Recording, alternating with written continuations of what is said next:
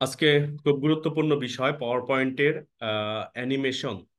পাওয়ার পয়েন্টে আমরা কিভাবে অ্যানিমেশন দিব, স্লাইড গুলোতে বিভিন্ন রকমের অ্যানিমেশন আমরা কিভাবে সেট করব। সাথে হচ্ছে আমরা পাওয়ার পয়েন্টে একেবারে শর্টকাট ওয়েতে কিভাবে ইমেজ অ্যাডজাস্ট করব, এবং ফাইনালি আমরা যে দুইটা ইমেজ দিয়ে দেখাবো সেটা হচ্ছে যে লাস্টের দিকে আমরা থ্যাংক ইউ যে স্লাইডটা রাখি, আর কোয়েশ্চেনের মার্কের জন্য যে স্লাইডটা রাখি সেই স্লাইডে আমরা কিভাবে কোয়েশ্চেন মার্কের যে ইমেজ আর হচ্ছে থ্যাংক ইউর যে ইমেজ সেট করব সেই বিষয়টা নিয়ে কথা বলবো। তো প্রথমে আমি পাওয়ার পয়েন্টের যে স্লাইডটা দেখতে পাচ্ছি, এইখানে লিখেছি report on marks for different students. তো আমি এটাকে একটু ওরিয়েন্টেশন করে নিচ্ছি, একটু সাজিয়ে নিচ্ছি সুন্দর করে। তো আমি আগে ফ্রন্ট সাইজটা বড় করে দিচ্ছি। এই হচ্ছে আমাদের ফ্রন্ট সাইজ। মিডল অ্যালাইনমেন্টে আমরা চলে গেলাম, যেটাকে আমরা বলি যে সেন্টার সেন্টার বা অ্যালাইনমেন্ট। তো এটা আবার সেন্টার অ্যালাইনমেন্টে চলে আসলো আমার এখানে। আমি চাইলে বিভিন্ন রকমের কালারও করতে পারি, আমাদের প্রয়োজন অনুসারে ব্ল্যাক, রেড অথবা এরকম কালার। তো আমরা আমাদের পছন্দ মতো কালার করে নেব।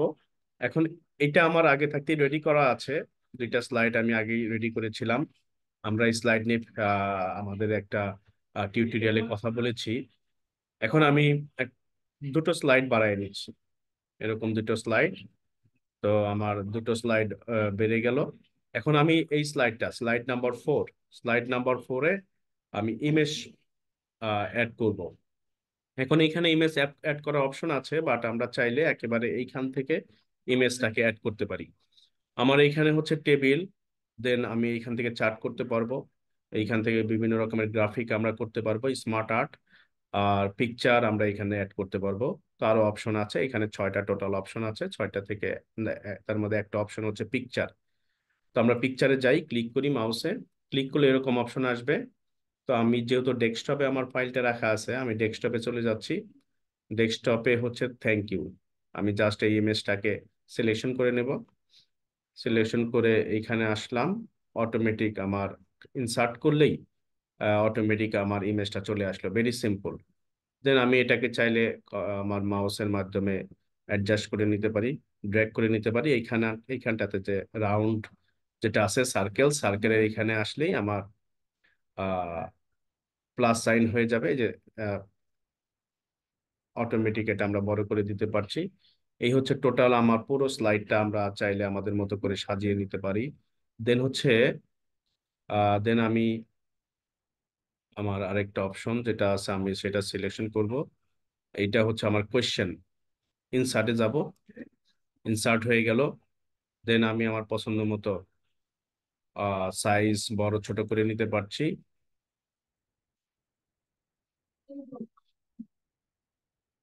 যদি আমার কাছে মনে হয় যে না একটু বড় হয়ে গেল বা রেজুলেশন একটু কম বেশি মনে হচ্ছে, আমরা চাইলে অ্যাডজাস্ট করে নিতে পারবো, চাইলে আমরা অ্যাডজাস্ট করে নিতে পারবো। এই হচ্ছে আমার স্লাইড। এখন আমি যদি এই স্লাইডটাকে ভেরি বিগিনিং থেকে শো করি, যখন আমরা প্রেজেন্টেশন করব বা মিটিং করব, তখন ভেরি বিগিনিং থেকে শো করলে আমার এরকম হবে। আমি একটু স্লাইড শোতে যাচ্ছি। এই হচ্ছে আমার ফার্স্ট স্লাইড, অ্যানিমেশন করা আছে। দেন সেকেন্ড স্লাইড, এটাও একটা অ্যানিমেশন আছে। দেন আমার আরেকটা স্লাইড, দেন থ্যাংক ইউ, দেন হচ্ছে হোয়াট সাইন। এখন আমরা চাইলে আমার এখানে যে অ্যানিমেশনটা আমরা দেখতে পাচ্ছি, অ্যানিমেশন চাইলে আমরা চেঞ্জ করতে পারবো। অথবা যেমন যেমন যেমন থ্যাংক ইউ, এই স্লাইডটাতে কোনো অ্যানিমেশন নাই। তাহলে আমরা অ্যানিমেশন গুলো কিভাবে সেট করবো একটু দেখে নেই। আমি প্রিভিয়াসলি 3টা স্লাইডে আমি অ্যানিমেশন সেট করে রেখেছি, অ্যানিমেশন করলে আসলে কেমন হয় এটা দেখাবার জন্য। তো আমি আবার আবার একটু দেখে নেই। এটা একটা অ্যানিমেশন আমার, যেটা দেন এটা আরেক রকমের অ্যানিমেশন, নিচ থেকে উপর দিকে চলে আসছে। এটা আরেক রকমের অ্যানিমেশন। তো আমরা চাইলে আমাদের পছন্দ মতো অ্যানিমেশন আমরা সেট করতে পারবো। এখন ফর এক্সাম্পল আমার এইখানে যে অ্যানিমেশনটা আছে আমরা চেঞ্জ করতে চাই, অথবা থ্যাংক ইউ এই জায়গাটাতে যে অ্যানিমেশন আছে, এই জায়গাটাতে আসলে কোনো অ্যানিমেশন নাই, তার জন্য স্লাইডটা শো করলে একেবারে ডাইরেক্ট এরকম আসতেছে। দেন কোয়েশ্চেনে কোনো অ্যানিমেশন নাই, তো আমরা চাইলে এখানে অ্যানিমেশন সেট করতে পারবো। অ্যানিমেশন সেট করবার জন্য আমাকে যেটা করতে হবে, অ্যানিমেশন যে অপশনটা আছে এখানে যেতে হবে। তো আমি অ্যানিমেশনের এখানটাতে গেলাম। এখন আমরা যদি একটু খেয়াল করি, এখানে আমার সবগুলো অপশন, এখানে বিভিন্ন টাইপের অ্যানিমেশন দেখাচ্ছে। সবগুলো অপশনই এইখানে ব্লার হয়ে আছে, মানে স্লিপিং মোডে আছে। তো আমরা এর পিছনে কারণ হচ্ছে যে কম্পিউটারকে আমি ইনস্ট্রাকশন দেইনি যে আসলে আমি কোন স্লাইডটা বা কোন টেক্সট বা কোন ইমেজ আমি অ্যানিমেশন করব। এখন যদি আমি এখানে ক্লিক করি, দেখেন ভেরি সিম্পল, এগুলা অটোমেটিক, এগুলা স্লিপিং মোড থেকে লাইভ মোডে চলে আসবে। ক্লিক করছি, এখন সবগুলা হচ্ছে লাইভ মোডে চলে আসছে। এখন এইখানে অনেক রকমের অ্যানিমেশন আছে, যেমন এটা হচ্ছে ফ্লাই ইন, নিচ থেকে উপরে উঠবে, দেন ফ্লোট, এরকম হতে পারে, স্প্লিট, এরকম, দেন হুইপ। এখন যদি এরকম টাইপের কোনো অ্যানিমেশন আমাদের পছন্দ না হয়, তাহলে আমরা চাইলে অ্যানিমেশন চেঞ্জ করতে পারবো। যেমন এইখানে আমরা যাব, অনেক অপশন আমাদের কাছে আছে। এইখানে অনেক অপশন দেখতে পাচ্ছি আমরা। এইখান থেকেও যদি কোনোটা আমাদের মনের মতো না হয়, তাহলে আমরা এইখানে মোর ইনফ্লুয়েন্স ইফেক্ট, মোর এমফাসিস, মোর এক্সিট, মোর মোশন, আমরা এইখান থেকেও সিলেকশন করে নিতে পারবো। এখন আমি এইখানে হচ্ছে সাপোজ ফিল কালার, এই অ্যানিমেশনটা এরকম জাস্ট একটু দেখা যাবে। দেন হচ্ছে আমি যদি চাই আমার এক্সিট, যেমন ফ্লোট আউট, আউট আউট হওয়ার যে অ্যানিমেশন, সেটা আমরা এখানে দেখতে পাচ্ছি। দেন ডিসঅ্যাপিয়ার, এরকম হতে পারে। তো আমরা যদি চাই আরো অনেক রকমের এইখানে দিতে পারি, যেমন আহ ডার্কেন হওয়া, এই টাইপের। দেন আমরা একটু মোশনে যাই, বিভিন্ন রকমের মোশন। হ্যাঁ, আচ্ছা, এটা একটা অ্যানিমেশন গেল, আমরা সেট করে দিচ্ছি। দেন আমার এইখানে আমি আরেকটা অ্যানিমেশন সেট করে দেই, ক্লিক করব, আমি সাপোজ শেপ, এরকম অ্যানিমেশন হবে। তো এখন আমরা সেভ করছি। এটাতে আমার যে অ্যানিমেশনটা ছিল যে রাউন্ড করে ঘুরছিল, তো আমরা চাইলে এটাকে অন্য একটা অ্যানিমেশনে নিয়ে আসতে পারবো, যেমন এরকম, অথবা এরকম, মানে আমাদের পছন্দ মতো আমরা অ্যানিমেশন গুলা করতে পারবো। আচ্ছা, সাপোজ আমি অ্যানিমেশন এটাকে এরকম সেট করে দিলাম। এখন আমি সেভ করে দিচ্ছি। এখন আমি স্লাইড শোতে যাচ্ছি।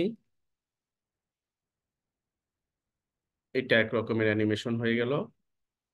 দেন আমার আগের মতোই এটা একটা অ্যানিমেশন। দেন এটা আমার থ্যাংক ইউ। দেন হচ্ছে লাস্ট, লাস্ট যে স্লাইডটা আছে এরকম। এখন আমরা জাস্ট টেকনিকটা দেখলাম যে কিভাবে আমরা অ্যানিমেশন গুলো অ্যাডজাস্ট করতে পারি বা ঠিক করতে পারি, সেই বিষয়গুলো এখানে দেওয়া আছে। তো আমরা চাইলে আমাদের পছন্দ মতো এইখান থেকে, আমি আবারও রিপিট করছি, এইখান থেকে আমরা চাইলে আমাদের পছন্দ মতো অ্যানিমেশন গুলা সেট করতে পারবো।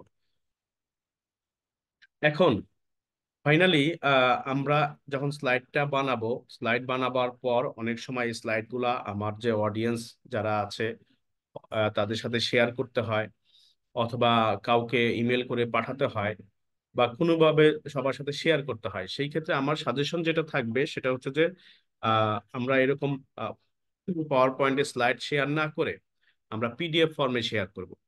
তো এখন এইখান থেকে ডাইরেক্টলি কিভাবে পিডিএফ করা যায় সেই বিষয়টা আমরা একটু দেখে নেই, যাতে আমাদের ইমেল বা হোয়াটসঅ্যাপ বা কোনো একটা মিডিয়ার মাধ্যমে শেয়ার করতে সুবিধা হবে। তো আমরা ভেরি সিম্পল, জাস্ট ফাইলে চলে যাব, সেভ অ্যাসে চলে যাব। এখন আমার ওইটা, যে আমার যে পাওয়ার পয়েন্টের যে স্লাইডটা আছে বা ফাইলটা আছে, এটা আমার লোকেশন হচ্ছে ডেস্কটপ। তো তার জন্য এখানে প্রথম যে কারেন্ট ফোল্ডার লোকেশন দেখাচ্ছে, আমরা চাইলে অন্য যে কোনো জায়গাতেও আমরা এটা সেভ করতে পারবো। সাপোজ আমি ডেস্কটপে সেট করতে চাই, তো আমি ডেস্কটপে ক্লিক করছি। ক্লিক করবার পর আমার এটার নাম হচ্ছে new Microsoft power point presentation. এখন আমি চাইলে এটাকে অন্য একটা নাম দিতে পারি, যেমন মার্ক এন্ট্রি, একটা নাম দিয়ে দিলাম, মার্ক এন্ট্রি, বা মার্ক, আচ্ছা এন্ট্রি রাখি, মার্ক এন্ট্রি। এখন জাস্ট ভেরি ইম্পর্টেন্ট যে বিষয় সেটা হচ্ছে যে, মানে আমরা চেঞ্জেসটা কোথায় করবো, আমরা যদি সেভ করে দেই তাহলে কিন্তু আমার পাওয়ার পয়েন্ট আমার পিডিএফ এ কনভার্ট হইল না। তো দেখেন আগের মতোই আছে, নো পিডিএফ। হ্যাঁ, এখন জাস্ট আবারও দেখাচ্ছি যে আমি সেভে যাব, ডেস্কটপে যাব। তো আমি মার্ক এন্ট্রি যে আমার নামটা আছে আমার স্লাইডের, তো এটাকে আমি জাস্ট পাওয়ার পয়েন্টে এখানটাতে ক্লিক করব। ক্লিক করলে অনেক অপশন আছে, আমরা খেয়াল করতে পারছি অনেক অপশন। তার মধ্যে একটা অপশন হচ্ছে পিডিএফ। তো আমরা পিডিএফটাকে সিলেকশন করব। এখন এইখানে পাওয়ার পয়েন্টের পরিবর্তে পিডিএফ দেখাচ্ছে। দেন তারপর আমরা সেভে চলে যাব। সেভে চলে গেলেই পাওয়ার পয়েন্টের স্লাইডটা আমার হচ্ছে পিডিএফ এ কনভার্ট হয়ে যাবে। এই যে আমরা স্ক্রিনে দেখতে পাচ্ছি যে পিডিএফ এ কনভার্ট হয়ে গিয়েছে। এটা হচ্ছে পিডিএফ। এখন আমরা যখন শেয়ার করব তখন এই ফরম্যাটে শেয়ার করব। তাহলে পাওয়ার পয়েন্ট থেকে ডাইরেক্টলি আমরা সহজেই পিডিএফ এ কনভার্ট করতে পারি। অনেক সময় আমরা দেখা যায় কি যে আমরা সফটওয়্যার ইউজ করি, অনলাইন যে সফটওয়্যার গুলো আছে বা ওয়েবসাইট ইউজ করি পাওয়ার পয়েন্ট থেকে পিডিএফ এ কনভার্ট করবার জন্য। তো আমার ওই সফটওয়্যার ইউজ করবার কোনো প্রয়োজন নাই। যেহেতু আমার এই অপশনটা পাওয়ার পয়েন্টেই রয়ে গেছে, তো আমরা পাওয়ার পয়েন্ট থেকে ডাইরেক্টলি হচ্ছে পিডিএফ এ কনভার্ট করতে পারবো। তো ধন্যবাদ জানাচ্ছি সবাইকে। আজকে এই পর্যন্তই ছিল। Thank you all.